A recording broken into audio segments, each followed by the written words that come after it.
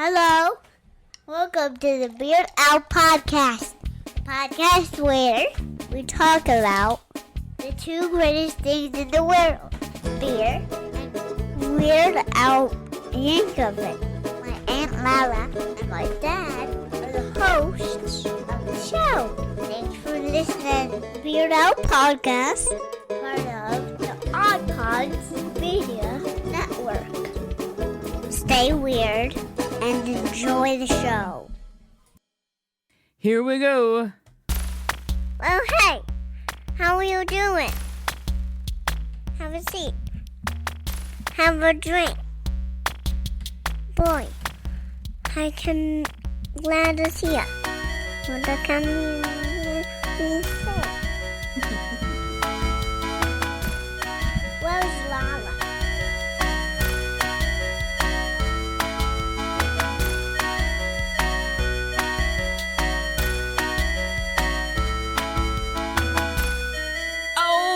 Goodness, friends.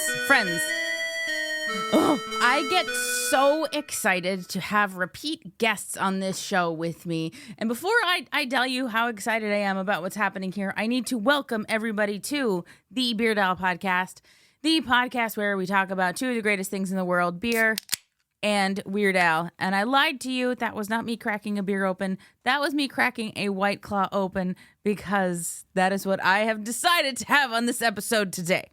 It's flavored like cranberry, and it's fine.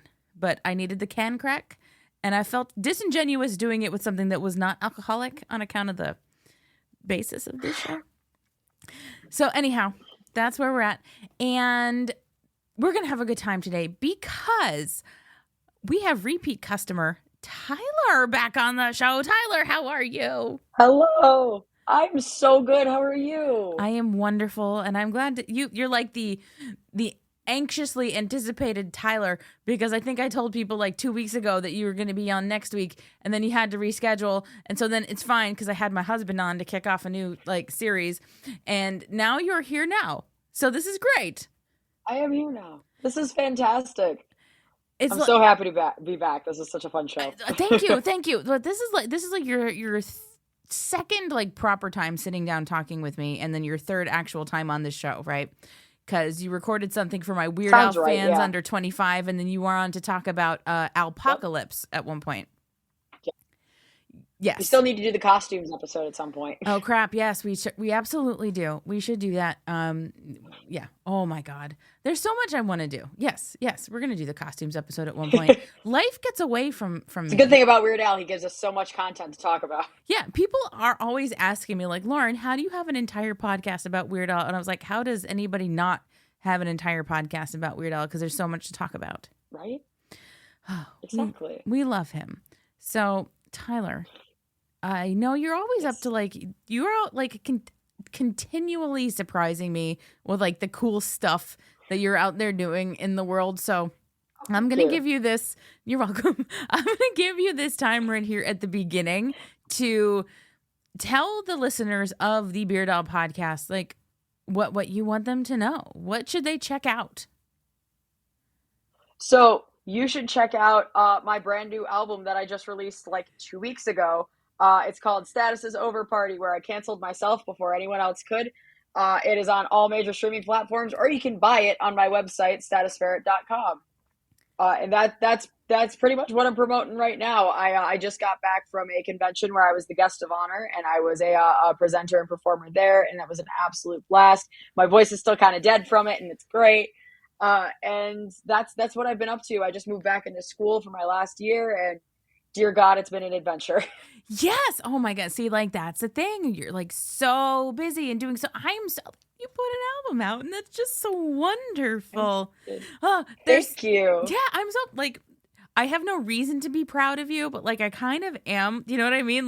It's not you're not one of my pseudo Beard Al mom. Yeah, that's right. I'm everybody's cool Beard Al aunt. I'm just proud of everyone. You are the cool aunt. Yeah. That's what I was kind of put here to do. So I'll take it. And I'm proud. Like there's you, and then there's Summer Woods, who's out there like killing it, like doing all her like music stuff. And it's just like, yes. I feel like I knew both of you in like these fun little ways beforehand. And I was like, every time I see like any of you do something amazing, I'm like, oh, I had nothing to do with it, but I'm proud anyway. Well, thank you. I appreciate it. You're welcome. Yeah, so folks, I'm going to put the link to that in the notes of this episode. So go ahead and click on it because it's awesome. I actually did listen to it, so I'm pleased. Oh, thank you. Yeah, how could I not? You. How could I not? I'm your cool Beard Owl aunt. I'm your beard aunt. The cool supportive aunt. Yeah, that's right. I'm like, I got to support what all my little my nieces and nephews and everything in between are doing. You got to call it the Beard Ants podcast now. Oh, God. You know, I think if I keep doing this for 20 more years, maybe it'll end up being the Beard Ant podcast. Look, he's given us enough content. I think you could do it for 20 more years. I just might. Don't tempt me with a good time, because this is a good time and I'm going to keep having this good time. And, you know, when I saw what you signed up for to be on this show, I was like, all right, this is cool, because this person gets it, right? Because as everybody listening to this knows, we've been doing this series where I've been having guests on to talk about what they feel is the most underrated track on a particular Weird Al album, or Weird Album, as we like to call them on this show. And most people tend to kind of want to go with the albums that it was either their first or something that was they were listening to during their formative years or something along those lines. You know, if I were given my pick I would be like, oh no, give me Bad Hair Day. That's the one I want to talk about, because that was kind of my first, you know. That's going to be, we haven't done that yet because it's going to be the most difficult one for me as the host to pick, right? So when you signed up, how old are you now? I'm 22. You are 22 in this moment. You are 22. So when you signed up to talk about Weird Al's self-titled debut album and pick an underrated track off of that, which came out in 1980, it was released in May of 1983, and the things on it were recorded between September 1980 and February 1983. So this album that is nearly 20 years older than you, an album that came out just 2 years before I did. So I'm like, okay, this one makes sense a little bit for me to like get a bit more, even though it's pre-me. Not pre-me, but pre-me. Pre-Lauren, yes, in the PL times. It's like, this just kind of speaks to, this album is an outlier in Weird Al's catalog for a lot of reasons that I think we'll get to as we're talking about it. But the fact that you picked this because there was something on it that spoke to you enough to say, no, I want to talk about this, really kind of says a lot about like who Weird Al is. And I also think that the fact that you wanted to talk about a song on this album makes a lot of sense. It's like, it doesn't make sense, but it also makes a lot of sense because this is the album that Weird Al put out when he was your age. Yes. You know? I think he was a little bit younger than I was when he put it out. But yeah. Yeah, you know? We'll get into the full details of, I not only believe that this is the most underrated Weird Al track, but I also think it's the most underrated Weird Al album. Ooh. And we'll get into that. Ooh, I love everything about this conversation that we're about to have. Okay. Yes, because I feel like most people that I have on the show fall into one of two camps about which is Weird Al's most underrated album, and it's either Polka Party or Poodle Hat. Right? Poodle Hat is a very close second for me, yes. Okay. Yeah, my husband will die on the hill of Poodle Hat. He's like, no, Poodle Hat. That's why a couple of weeks ago, I had him and my stepson, who is 17, nearly 18, on to talk about underrated tracks on Poodle Hat. So it's like, I also love the swath of like age groups of people that are here to talk about Weird Al with me. It's delightful. Just shows that he's timeless, man. He is timeless. It just makes me so happy. I'm kind of overwhelmed with like Weird Al love in this moment, and it's great. So, what we do with these things, like I said, this was released in May of 1983, and here are the tracks on Weird Al's self-titled debut album. It opens with Ricky, which is a direct parody of Mickey by Tony Basil, all about I Love Lucy. And yes, my brother and I, we are going to, at some point before this year is up, do a listen along kind of critique of ourselves, because our episode on Ricky was the first episode we recorded, but we have yet to release it because it's terrible. Oh. It's terrible. Really? Yeah, but it might be. I don't know. By our standards right now, it's kind of terrible. So what we're going to do is I have the recording, and we're going to kind of do us reacting to it in real time, like over the course of like 1 or 2 episodes. So you'll get the Ricky content that we recorded in like April or May of 2020 with us reacting to it now. And so that should be a lot of fun. This song is actually fun a smart for way us. to do it. Yeah. So we don't have to like re-talk about Ricky. But we get people to be like, oh my God, they've really come quite a long way as well. And Weird Al has also. What do you think about? I think it's very fitting that the first track of the first album was your first episode. We did not do that on purpose. That's literally how dumb we were when we started. You get to watch the progression of both of you. Yeah. It's like, we didn't do it on purpose. We were like, where do we start? I don't know. We did it because when we were kids, we did a pantomime to the song Ricky at a talent show together. And so we were like, well, this is kind of like our first public Weird Al memory. So let's just make that the first thing we record about. That's so cute. Yeah. So you'll get to hear us talk about that in a couple of weeks once John lets me know he's ready to get back after the birth of his child. And we get that all sorted out and organized. So look forward to that for sure. And then Weird Al's self-titled debut album trucks along with the Weird Al original, Gotta Boogie. Do you have thoughts about Gotta Boogie? Yes, it does. Yes, I do. And to phrase it in the most polite way possible, it really shows that he's come a long way as a comedic artist. Yeah, I get Not that Gotta Boogie isn't great. It's just very very early works. Yeah. It's juvenile humor, but like there are nuggets of brilliance in it. And when I say nugget, I'm not talking about nuggets that you dig out of your nose. I'm talking about the wordplay in it is fun. John and I did an episode about this a while back. And I think as a testament to just the level of humor that's in this song, we ended up kind of devolving into talking about bodily fluids for like way longer than you probably should on a podcast. So that's how we feel all about that. Yes. It's a fun song though. I mean, I like I said, I do think it is it's juvenile humor, but it's not bad. And it also, I believe that was the first original that he had put out into the universe. And I mean, that takes a lot of guts, and it's not a bad song. It's very well produced. It's just early. Yeah. It's just early. And, I think a good blanket statement for the entirety of this album is something that Weird Al author and friend of the show, Nathan Rabin, has said numerous times, is that this is basically a punk album because it's just so raw. Yeah.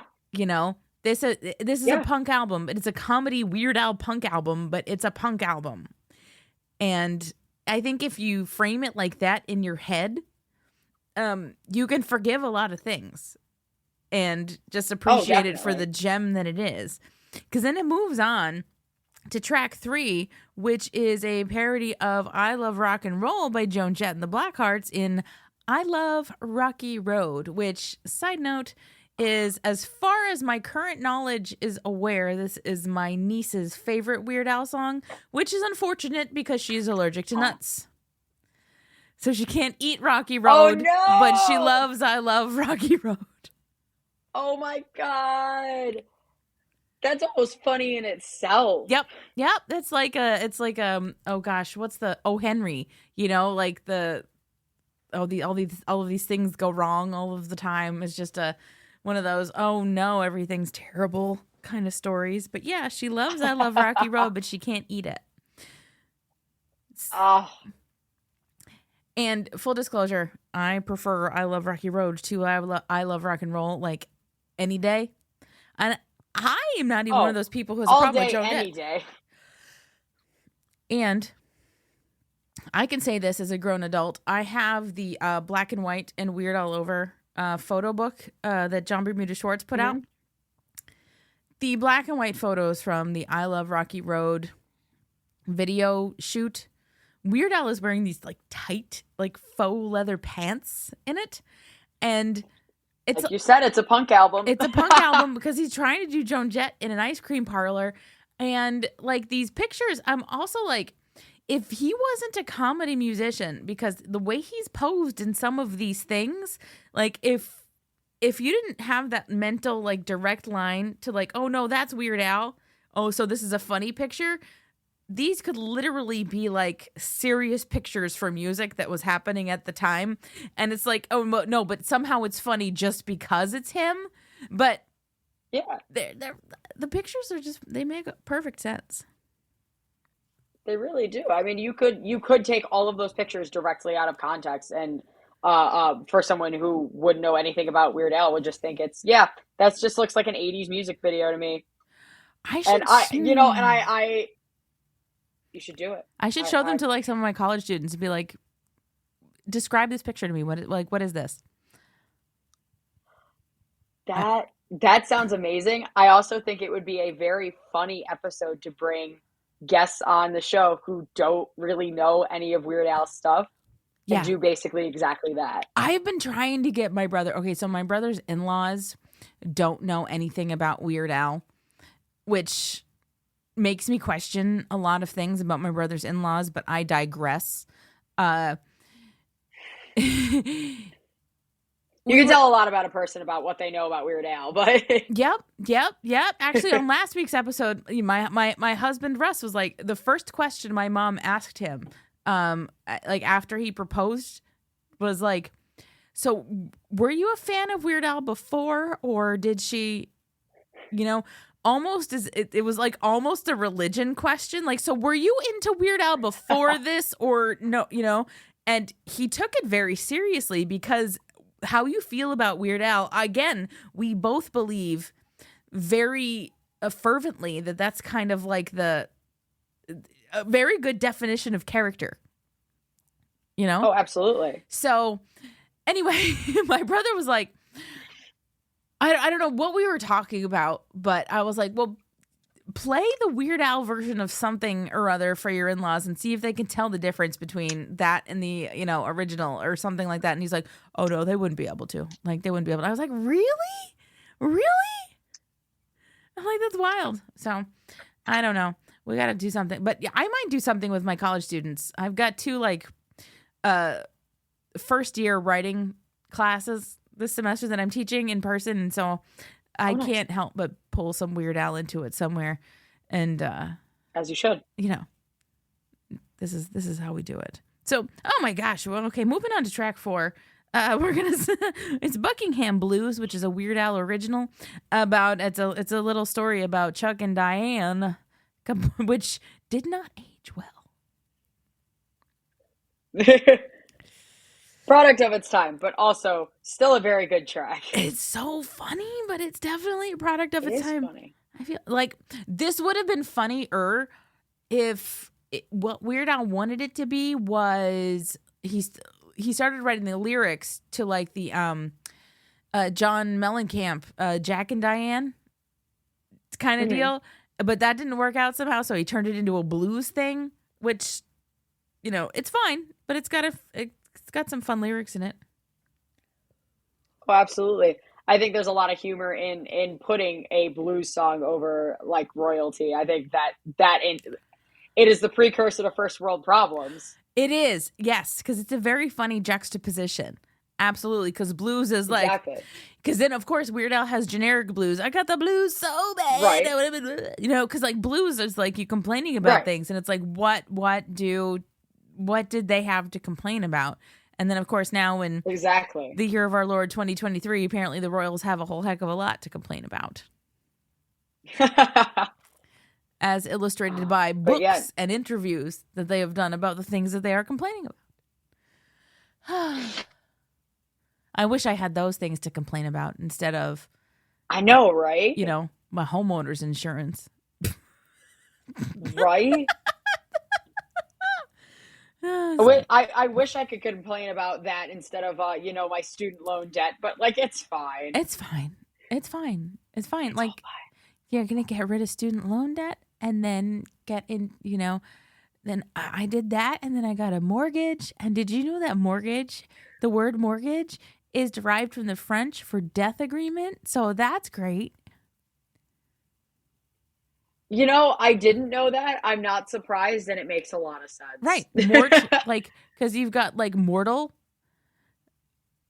right? Mortal and mortgage is death agreement. So, you know, I've got a death That is agreement. incredible.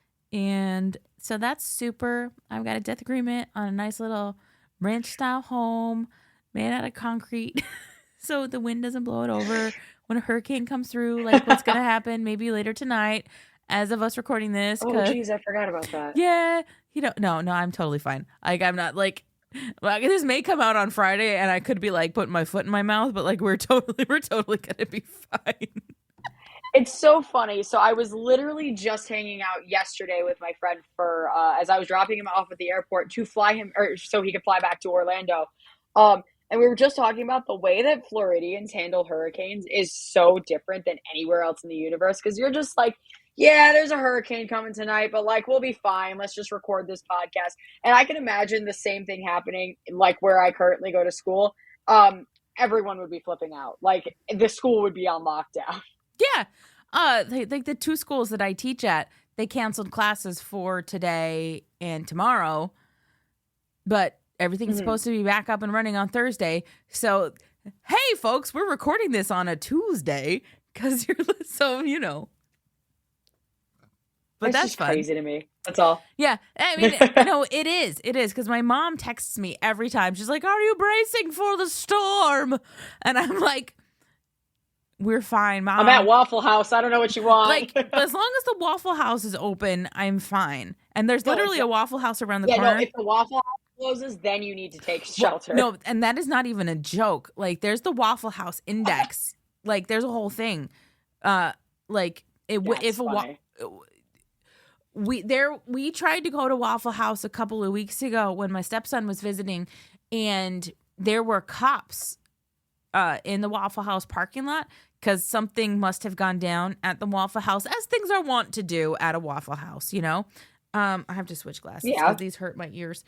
That's okay. And we saw the cop action in the parking lot at the Waffle House, but like they weren't closed. So like a thing had just gone down like very seriously at the Waffle House, but they're like, if you want to come and have like some smothered and covered hash browns, like feel free. But we didn't. We went. Listen, it's 5:55. You got to do it. We went to the Waffle House another 1.5 miles down the highway.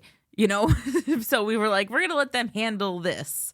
But it's just nuts. It's absolutely crazy. But okay, we got to keep going through this. The next track on Weird Al's self-titled debut album is Happy Birthday, which is a style parody of Tony OK, which is one of those things that you don't know until you look it up. And then you look up Tony OK and you go, okay, that tracks. This is the kind of stuff that Weird Al listens to and enjoys. Yeah, I actually didn't know that was a style parody. Yep. So that's really interesting. Yeah. Neat. I'll be looking it up right after this episode. I'm sure you will. Like, another underrated track. Oh, it's stuff. I play it for every, like, if you are like super-de duper-de special to me, you get a YouTube link to Weird Al's Happy Birthday on your Facebook wall on your birthday. And that is like the highest blessing that you can get from me on your birthday. Oh, I hope to be blessed with that. I think I have. I don't remember. You have been. When's your birthday? But have I? Yeah, you December have been. 3rd. Yeah. No, yeah, you have been. Okay. And you will be again. Don't fret. Oh, thank you. Well, I'm turning 23 this year, and nobody likes you when you're 23, so I understand if not. That's good. Oh man, so you're a little over 4 years away from being the Weird Al number, though. So you should have I'm so close to being the Weird Al number. You should have a big party for 27. Oh, absolutely. And everybody's going to be like, why are you celebrating your 27th birthday so hard? And you're going to be like, explain it. If you don't understand, you don't need to be there, you know? That's it's the special number.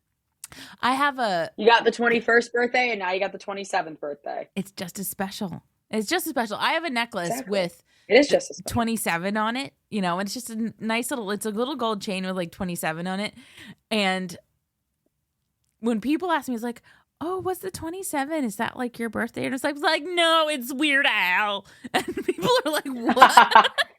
What are you talking about? And so I'm like, I love when somebody asks me about it because it's a delicate, like, nondescript kind of necklace. Like, you really have to be looking at it to see that. So it's like one of those like that you'd get like your childend's name on or something. Yeah, but it's just 27. That's and I love that. I wore it to my wedding and it's in all my pictures. I'm like, so it's right there. That does not surprise me. That is a very you thing to do. We put Weird Al in our vows, like each of us did, where we each had Weird Al lyrics in our vows. That is the cutest thing ever. So mine were the Jackson Park Express. When you're cold, I will warm you. When you're shivering, I will hold you. And when you're nauseous, I will give you Pepto-Bismol every hour for as long as the symptoms persist. Oh my God, that is so cute. That was literally in my wedding vows. And his had the Columbia Record Club bit, because I think I am ready to make that kind of a commitment. Oh my God, I love it.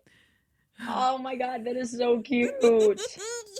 So, get you a person that like gets you on that level, because it's like, yes, you may have to wait a minute to find somebody who gets you on the level that you need to be got, right? But when you do, absolutely, it is whole ass worth it. So anyway, side one of Weird Al's self-titled debut album closes out with Stop Dragging My Car Around, which is a parody of Stop Dragging My Heart Around by Stevie Nicks and Tom Petty and the Heartbreakers. Yes. I'm a huge Stevie Nicks fan, and I really wish that she had gotten a better parody from Weird Al. And it's funny because I'm a huge Tom Petty fan, and I'm sad that is the only Weird Al treatment that he got. So, if I'm not mistaken. Yep, it is. And same for Stevie. So, you know what? We can gloss right over that and go on to the opening of side 2, which is the perfect Weird Al classic, My Bologna, parody of My Sharona by the Neck.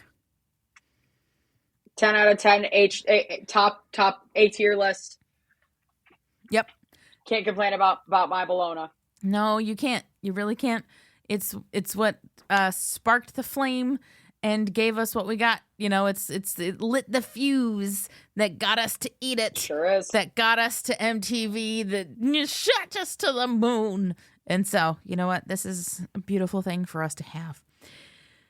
Absolutely. Then we move on to track 8, which is a Weird Al original, The Check's in the Mail, which I did not understand as a child, this song. I was 12, I guess, when Bad Hair Day came out, and then our dad was like, oh no, I've got his first album on cassette. So we flipped back and forth between the CD of Bad Hair Day and the cassette of this until we filled in the gaps, And this song would come on, and I was like, I don't understand this. The Check's in the Mail. I did none of this song made sense to me. I liked the music, but I was just like, what does this mean? I didn't understand it until well into my adult life, so I get where you're coming from. I also think it's lyrically one of the most funny Weird Al songs. Once you get it, it absolutely is. But hysterical. you know, this is one of those things that shows that there are people think that, you know, like, oh, Weird Al, he's comedy, like that's for kids, right? But like lyrically, so much of what is happening on this album, like this is not for kids. No. This is not kid humor. This is no, and it's not to say that kids can't listen to it and appreciate it and enjoy it because when it's we go not back dirty. To God Boogie. I mean, yeah, exactly. But there's so much, so many layers to Weird Al that it's the checks in the mail is funny as a child, but becomes a lot funnier for different reasons as an adult. Yes, exactly. And so I think Weird Al kind of predated Pixar in that regard. Doing things that hiding jokes and things that kids think is funny, and then you know Weird Al, the best thing since Pixar.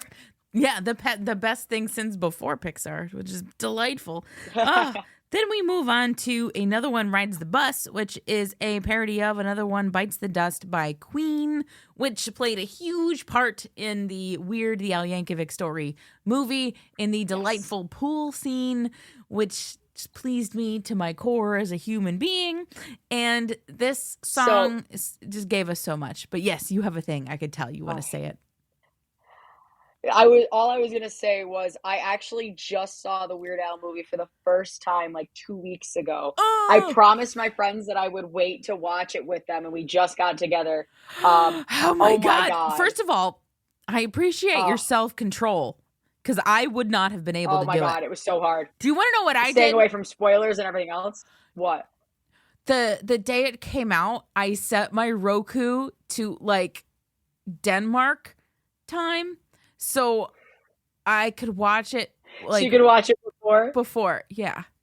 That's how little patience I had for this movie. I was excited for it, don't get me wrong, but I had to upkeep my promise. That's very admirable. Well, so well worth the wait.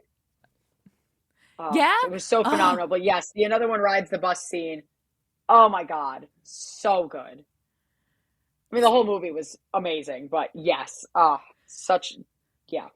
And it does. I feel like you probably already did a Weird Al movie episode, so I don't want to go too into it. Oh no, we did, but we'll do them again. Like that movie is worth worth going back to, because I'm actually recording a guest spot for a one of the other shows on the OddPods Media Network. I'm recording that in a couple of days. That'll be coming out at some point in September.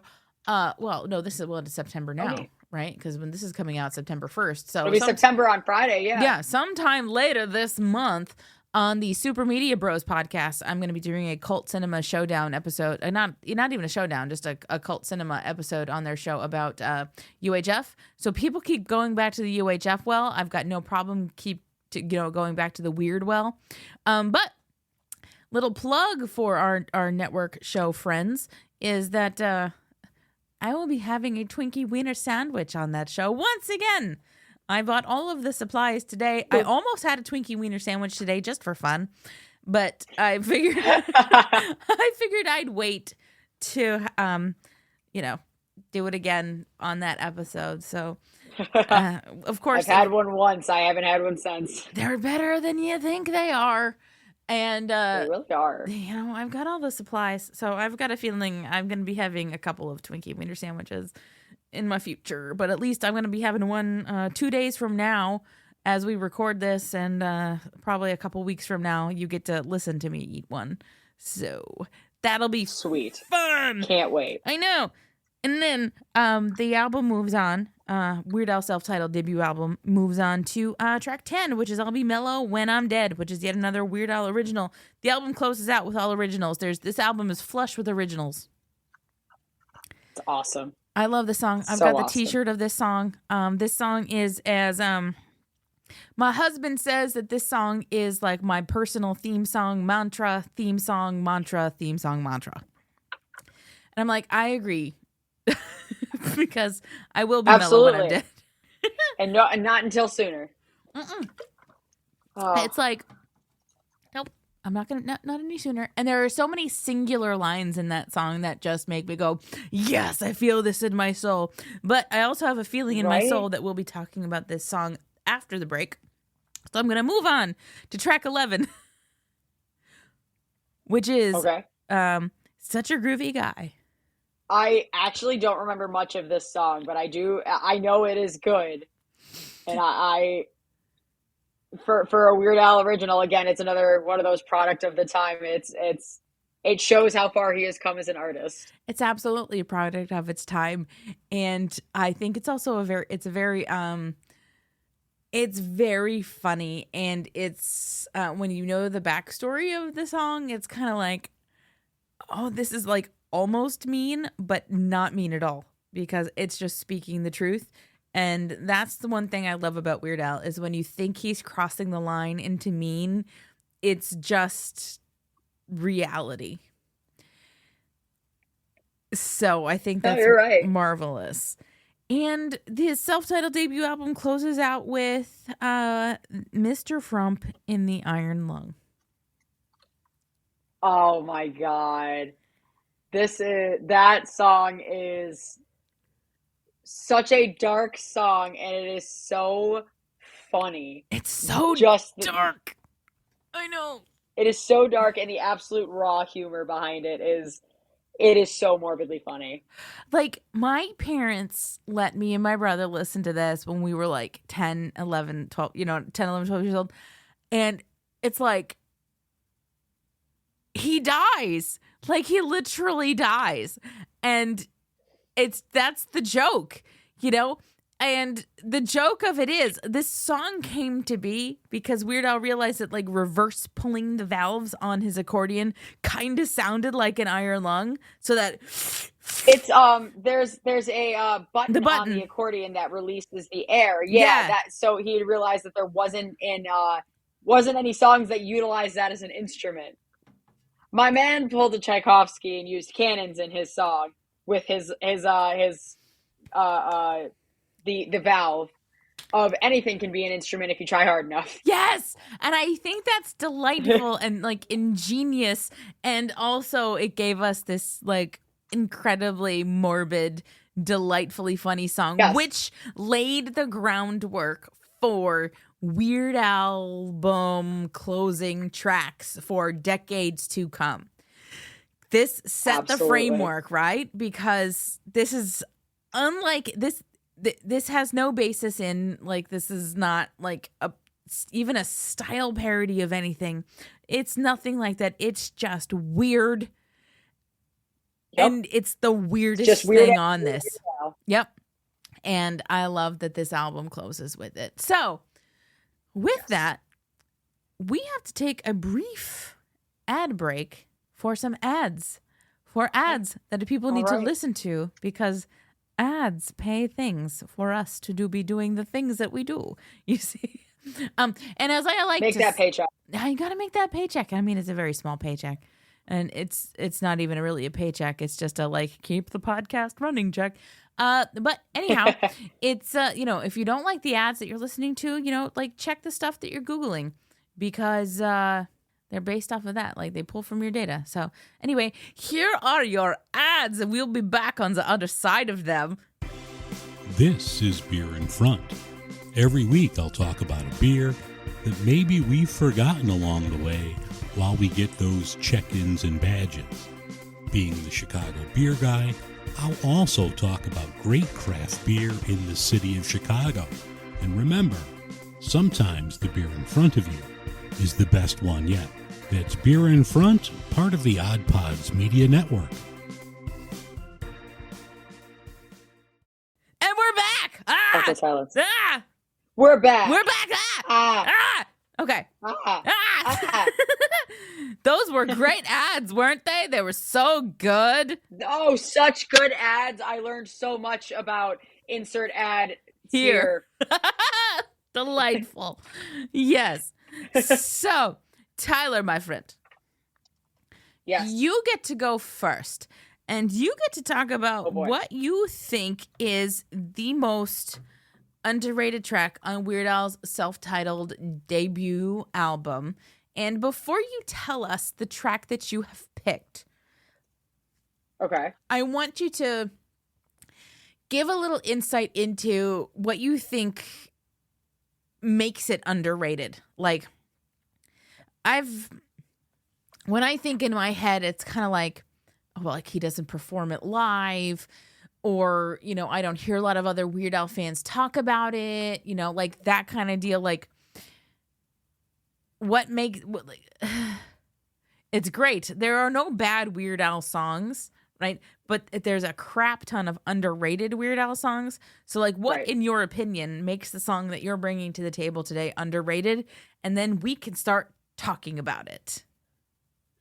So for me, what makes the song underrated is the amount of complexity there is based on the time period, and the amount of just raw talent that is there for what is essentially a kid recording in his bedroom. This song that I have picked is, I've looked at the chord progressions and I've looked at both the lyrics, the melody, every aspect of this song, and it is so ridiculously complex for, like I said, a kid in his bedroom with an accordion.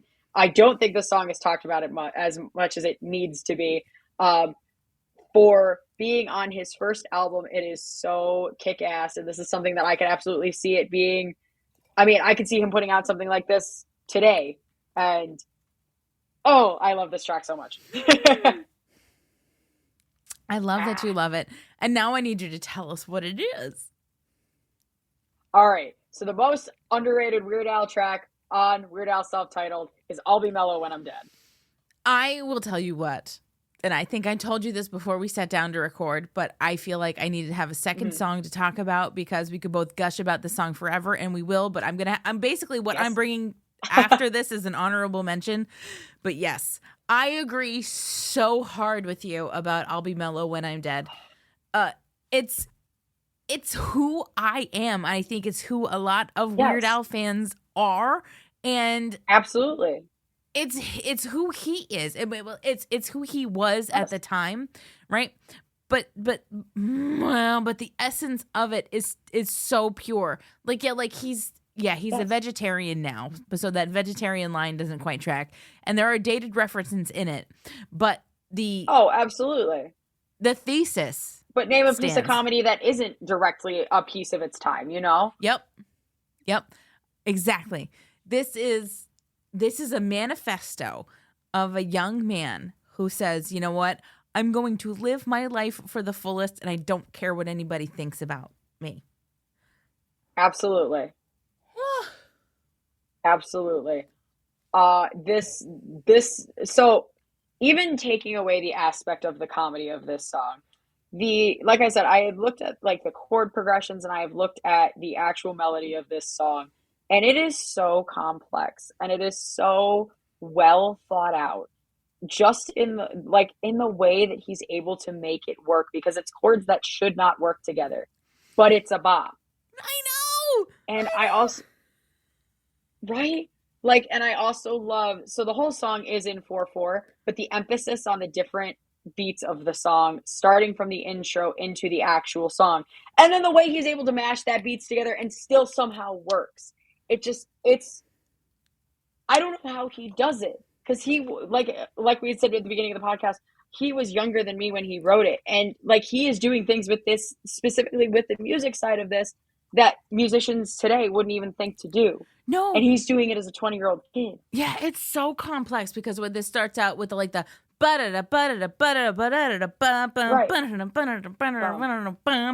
you know, and right, I don't care. Like, it's deceptively, it's deceptively complex. It sounds simple, but it is not simple.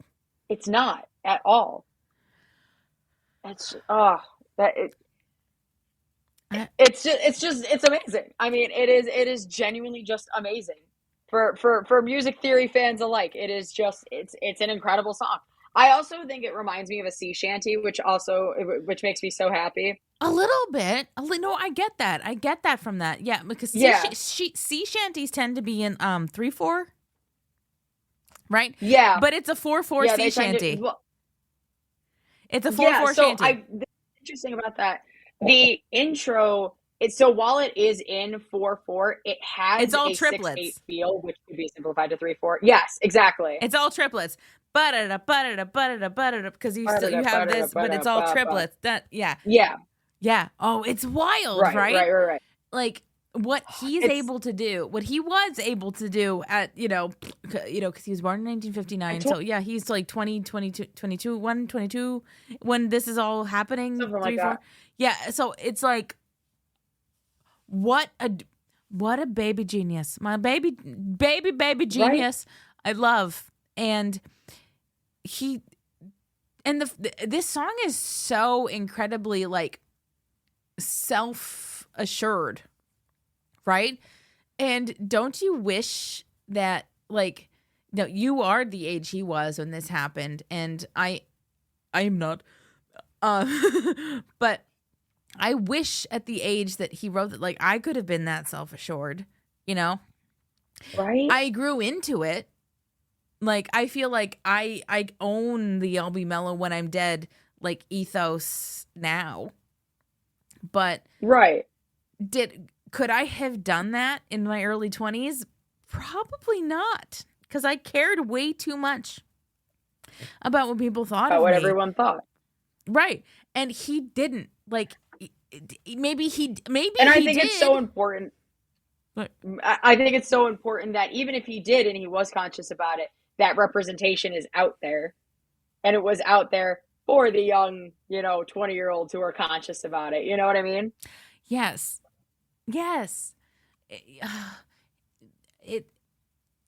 is why, again, he's the perfect role model for, like, wherever you're at.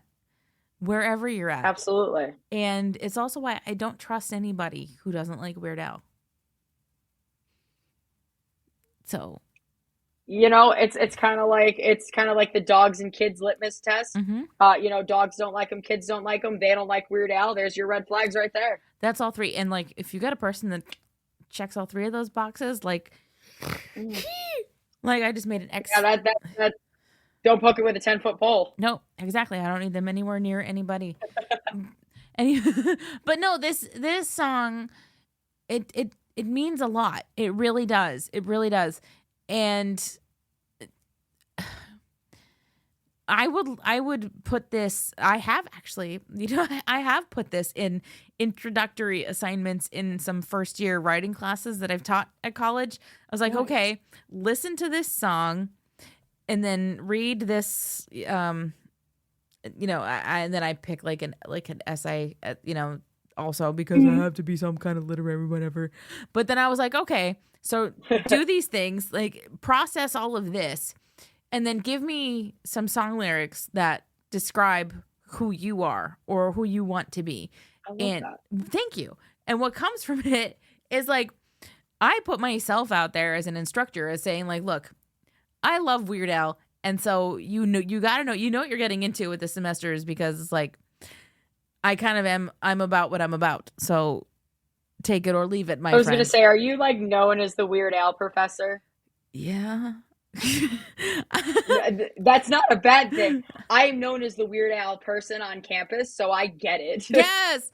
At work, I'm the Weird Al lady. Like, in my day job, like in my, like, big girl, like big pants, like I work for a corporation job. Like, they did an article about me on our company intranet about how much I love Weird Al. And that's amazing. It was amazing. And I'm like, you know what? Cool. Because at least this, like, look, people know who I am. If they know who I am because I love Weird Al, is that any better or worse than them knowing who I am for, like, any other reason? Like, that means I'm a known quantity. So, like, if anybody's getting laid off, exactly. It's not going to be me. I was like, we can't lay off the Weird Al lady. Where are we going to get our Weird Al knowledge from? How are we going to, like, where's this going to come from? No.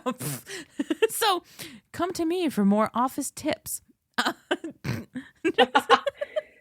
Office tip number 1, make your presence known by enjoying Weird Al. Well, I mean, I ease myself into it with people, but, like, pretty much, like, yeah, that's kind of how it goes. My office background, like, in my Zoom call, like, my team, like, work from remote. Mm-hmm. I don't blur my background because I also don't care. I've got 3 Weird Al autographs behind me, and Nice. Weird Al albums, a Weird Al painting that I did, the Weird Al artwork that I won from the Roku channel for the Al Yankovic story, and Snap. my two medals from Weird Al Jeopardy. Like, they're all hanging on the wall behind me, literally, when I'm taking, like, okay, so what are we doing for this marketing campaign? Calls.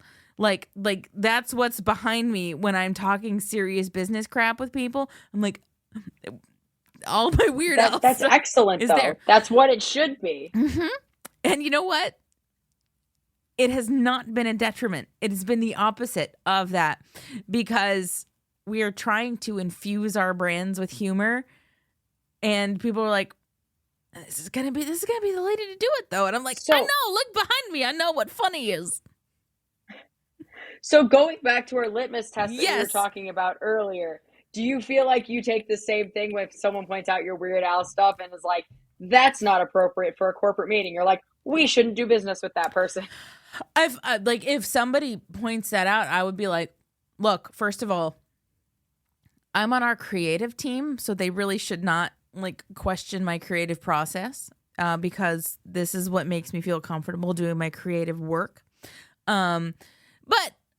But yeah, I mean, it would make me judge that person as an appreciator of creative work, right? Like, if I'm going to give them an ad campaign and they're going to be like, I can't take you seriously because you have Weird Al behind you, and I'd be like, okay, but how about that one really awesome ad campaign I put together for you? Weird Al was behind me then, and he's behind me still. And he's behind me always, both emotionally and physically. Weird Al's not going away. So, what do you... Weird Al's in my corner, man. Right, exactly. With Weird Al's in my corner, I can't lose, So, and that's the thing. He's a pure thing, and he's definitely a really good litmus test, right? Absolutely. Nobody that I work with has said anything bad. They've asked me oh, what is that? And I was like, oh, it's Weird Al. And then I start explaining I have this podcast. I've met him multiple times. He knows who I am, and blah, blah, blah, blah, blah. And then they're like, oh man, that's really great. And it gives them an insight into who I am as a creative person on our creative team, because that's what I'm supposed to be creative. And they're like, oh, okay, that makes sense. I can't be boring. I can't be sterile. I can't be corporate and be creative at the same time. So it's you know what? You want creative from me? Then let me have my creative around me. And Weird Al is where my creative brain, I think, started. So I can't hide it. Right? And this song that you've brought up is very much that. It's no, I'll be mellow when I'm dead. I'm nowhere near dead, so I'm nowhere near mellow. Right? As you should be. So, oh man, then this whole self-titled debut album of Weird Al's is, and the reason I keep kind of looking up is because I actually have a copy of it. We have the Squeeze Box box set. Oh, yeah. Right? And that is not the only reason I married my husband, because he had that ahead of time, but that did not hurt. But it's a good perk. It's a perk, yeah. So I've got Weird Al's entire catalog on vinyl. So the stuff that I purchased on eBay or other places beforehand, I kind of now just kind of have displayed in this room. So if I'm ever talking about this album and I'm looking up, it's because I'm looking at the album. It's on the wall, over this way as I'm gesturing towards you. So I'm looking at it and I'm thinking about this album because it's on my wall, right? And as you should.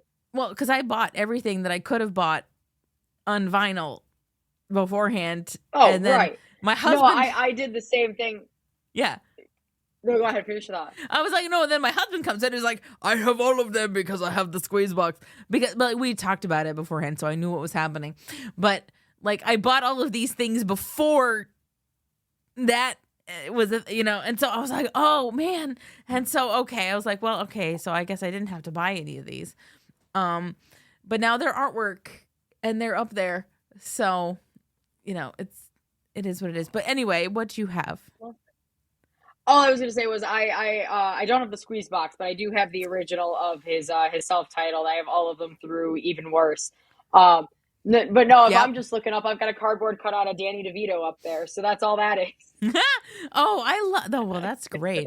Yeah, so like I have them all through Even Worse either. Like literally on my wall, I have self-titled in 3D, Dare to Be Stupid, Polka Party, and Even Worse. Like they're all, and I have the even the Record Store Day, the Beat on the Brat, and I didn't even buy that. Nice. A friend of me gifted that to me, and that's awesome. I was like, okay, that's cool. So yeah, that's all up there, and then one of my coworkers was my Secret Santa in our women's group at work, and she got me the 45 of Eat It. Oh, I love that. And oh my god, and like a movie size UHF poster from Australia where it says the Vidiot from UHF. That's what it's called on the poster. So that's what's on my office door. That's so cool. And so I was like, how do I get these great office Secret Santas? Because the year before, my office Secret Santa got me the cheese sandwich, My Little Pony. So, I love that. I'm like, how? See, and this is what I'm saying though. The more you put out what your interests are and like what people, right? Like the more people will know you. The more people will know you and the more they can surprise you. Like how was I supposed to know that I was going to get like the Weird Al My Little Pony as a Secret Santa gift from somebody at work in a little tiny work thing because I know she's a My Little Pony person, and she knows I'm a Weird Al person, and so she was able to find me the thing. And I was like, how I screamed in an office setting when she handed it to me. I was like, what? Like, and people were like, are you okay? Somebody came over and was like, is everything okay over here? I was like, no, it's the Weird Al My Little Pony. And so that's how all that worked out. But yeah, no, I'll Be Mellow When I'm Dead is a very important song and people need to check it out. And I think you were absolutely correct in that it's an underrated Weird Al track. And it is probably the most underrated track on this album. I feel like I need to just throw an honorable mention into the fray. Because I don't think Such a Groovy Guy gets enough attention. Really? Yes. Because this song is kind of mean for Weird Al because this is Weird Al's retelling of a girlfriend of his that he had of how her ex kind of was. It was like, how could you leave me? I'm such a groovy guy. And he meant it earnestly. I didn't know that. He meant it earnestly. So this is like Tinder before Tinder, right? This is like online dating before online dating. Like, I got all this stuff that's going on and I'm really so great. How do you not want to take me on a date? Right? It's like that. It's that. But it's the diss track before the diss track was a diss track. Mm-hmm. And so that is absolutely excellent. I think that makes it great. And I think having that bit of information about it, kind of knowing that this is not Weird Al saying, oh, I'm such a groovy guy. This is him putting on the like, oh no, this is another guy. The character of it. And I think this is what gave me the idea in my brain anyway to like put on, like, it's not Weird Al singing the songs when he's singing the songs, right? This, like, even as a kid, right. I was like, oh, he's being a character with this. He's poking fun. He's playing around, right? Right.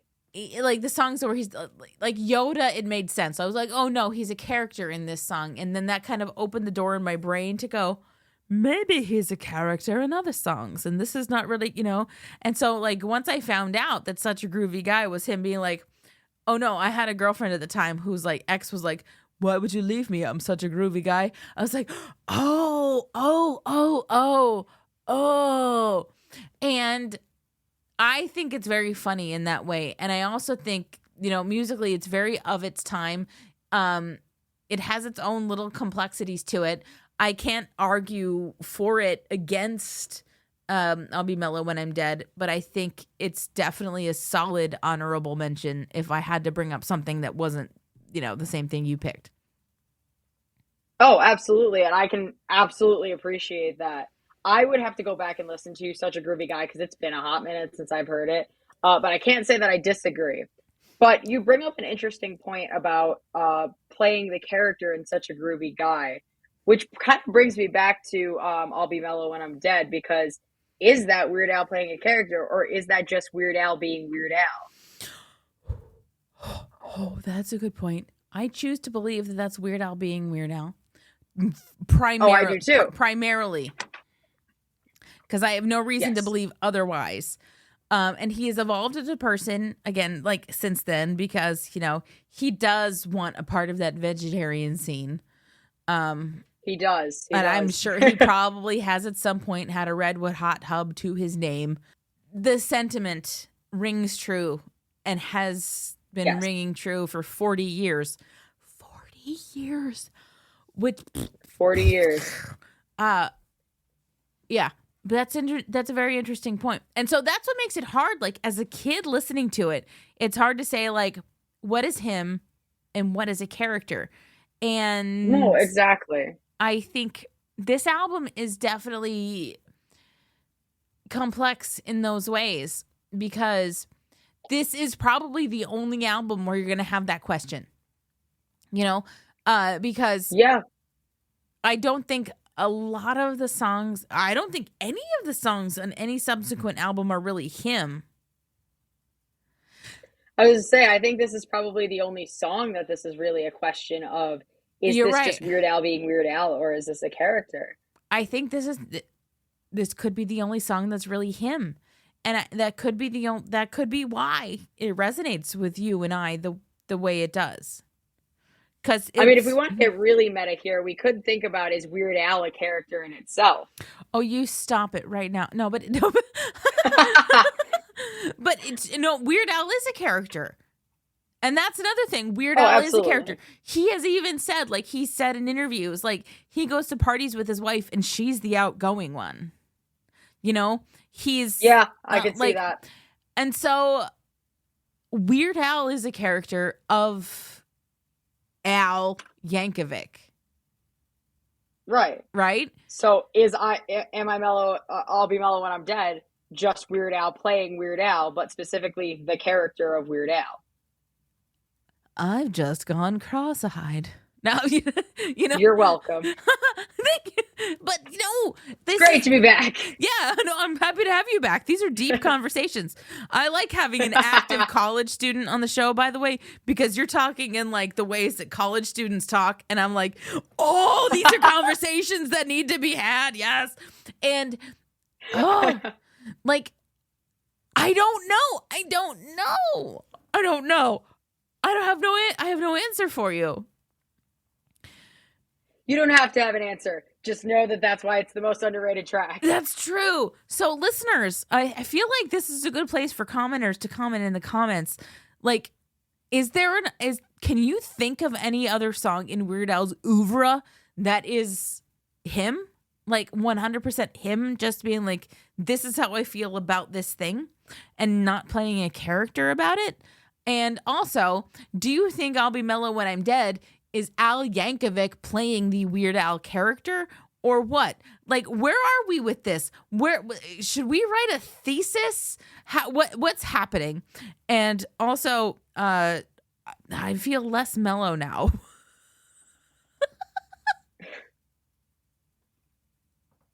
As you should, honestly. You should feel less mellow. The only time you should feel mellow is when you're dead. That's true.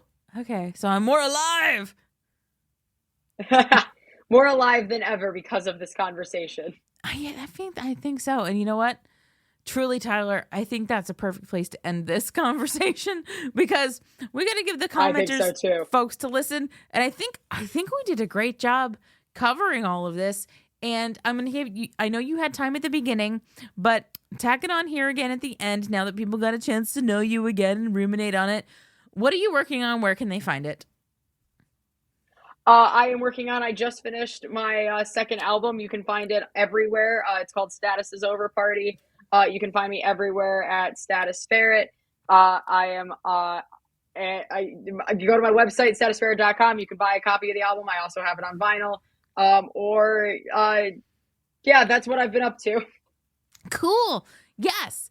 And I will put as many links to these things as I can as possible in the notes of this show episode. So Thank you. if you're too lazy to Google, I'm hopefully going to make it easy for you to like click things. So, oh my gosh. All right. I think we're going, if my memory serves me correctly, we are going to be back next week with fellow OddPods Media Network show friend Garrett from the Ever Trending Story podcast doing his thing to talk about our new series, What Weird Al Means to Me.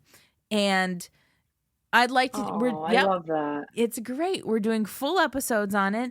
And I'd also like to remind people that the door and window and under the, the mailbox slip, all that stuff is open for you to send in your 30-second to 3-minute clips about what Weird Al means to you for our What Weird Al Means to All of Us episode that's coming out around Weird Al's birthday. So please send those to beerdalpodcast@gmail.com. Tyler, I'm looking at you. Send me one. You've talked. I will get you something for sure. Cool beans. Talk more. Yes. And also, when you send them to me, don't feel like you are confined to the 30 seconds to 3 minutes that you have for this clip show. Just pick the best thing that you want to talk about in that clip, because I want to continue this What Weird Al Means to Me series of full episodes on the show. So if you're like, I can't possibly condense my Weird Al fandom into 3 minutes kind of person, then you don't have to. But pick part of it, send it to me, and then we can connect and have you on for a full-on episode where you can talk about your whole Weird Al personal journey. Like, sounds amazing. We can talk about the Weird Al documentary that I did, thanking Weird Al for all he did for us when I was 12. Yes, exactly. It sounds like so much fun. That kind of thing. So yes, Tyler, I'm looking forward to your contribution to our clip show. And people, I would love your contributions to our clip show. Please, send them to beerdalpodcast@gmail.com. Please send them by like mid-October. Weird Al's birthday is October 23rd. And like, I need to be a reasonable human being and get the episode put together. So like October 10th can't be like too unreasonable for me to say, like, send them to me by. That's the absolute latest. If you send your clip to me by September 30th, I will send you a sticker. How about that? That's your excellent. That's that your sounds incentive. Amazing. I have stickers. That sounds like a great deal right there. Yeah, I'll send you a Beard Out Podcast sticker or two, because I have 2 different varieties. So send them to me. You get your clips in. Again, the last time we did a clip show like this, Weird Al heard it, interacted with the tweet, so he knows it exists. So if you send me something for this, you have a higher chance of being noticed by Weird Al. Basically, yeah. Send me something for this clip show. He's going to know who you are if he doesn't already. And it's a direct line, at least, for you to send him a message telling him how much he means to you.